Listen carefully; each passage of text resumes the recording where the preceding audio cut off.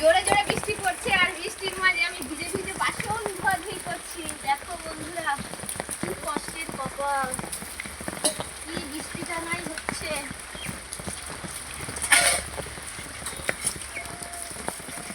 বাসন কোটা রেখে দিয়েছে, স্নানটা করে নিই।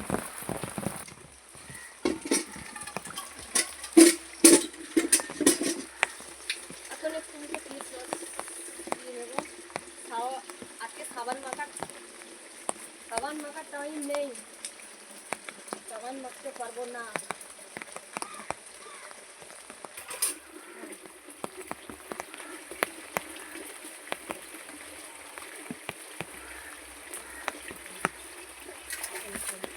এক বালতি জল গায়ে ঢেলে উঠে যাবো, শীত করছে, বেশি জল ঢালবো না। আর সাবান টাবান মাখার সময় নেই।